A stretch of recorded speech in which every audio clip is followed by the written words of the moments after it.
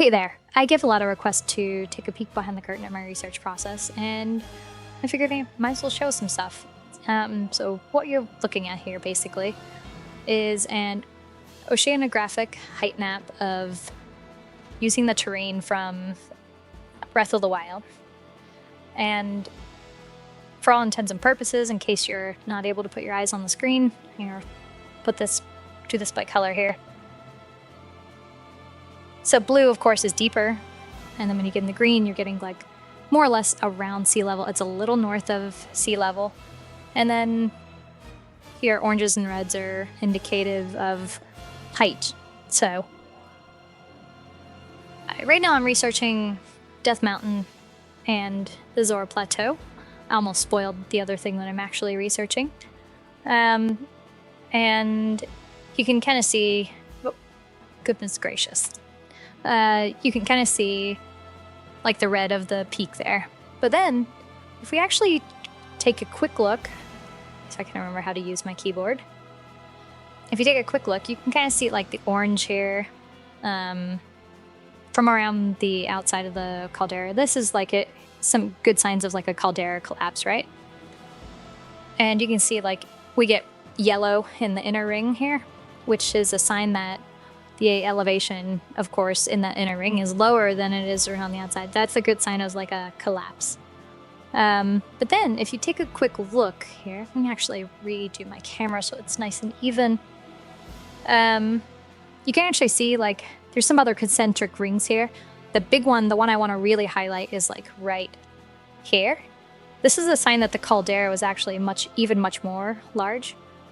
And you can actually take a look at Tears of the Kingdom. Whenever Zelda's on the plateau, you can compare screenshots of where she's standing, and if you go stand in the same place, you can actually see the caldera is larger at that time, which is a really amazing little attention to detail that I love. But anyway, there's this like other ring that you can see, and some of it's collapsed, of course. And then you got a couple more here. You got some smaller ones inside some of these other larger ones. And then, of course, you had a Skull Lake, which is definitely a caldera lake. I don't intend to bring up my proof for it now, but I have a giant, like, 2,000 by 2,000 diagram that I've made of it that I hope to share soon. And then Gut-Check Rock was likely, like, a smaller conduit at some point. And, yeah, so I just wanted to share this a little bit.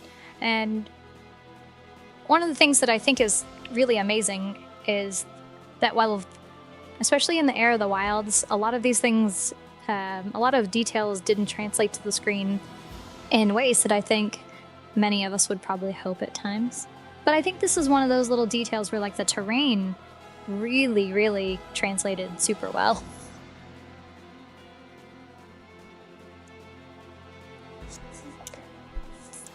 So,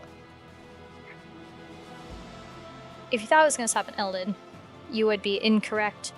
And during my video about the other Great Flood, one of the things I talked about was the speculation that Mount Hebra had experienced a closed cone collapse, and that specifically is in this area. And the reason I say that is because you can kind of see it based on this elevation thing.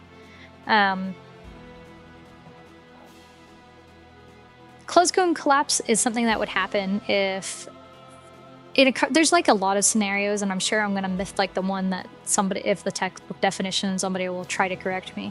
But a non-vertical conduit would be one potential cause of that, where the magma is outflowing down the side, like oozing potentially. And then you end up with like collapse where you don't have a visible, an easily visible caldera.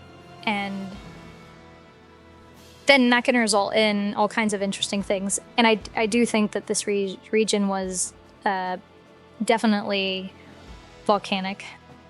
Aside from the stuff in the depths, like even if we write off the depth of being like the lava falls, even if you write them off as being like some sort of weird opposite day thing, just to the depths, which somehow doesn't apply to Eldin, there's another thing too.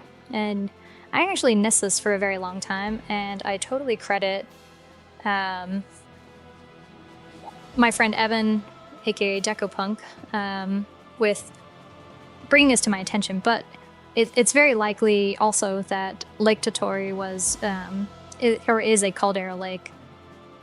And if you look in the depths at the maps of some of these places, they actually look like super good places where perhaps a magma chamber once existed. Let's see. And then I am still just sort of analyzing the Rospero Pass area and the flight training area to see if it is another potential collapse site. I think it could be, but I'm not quite there yet. Anyway, I just wanted to share a little bit of my process because some people had asked in the past. If you made it to the end, thanks a ton. Take care.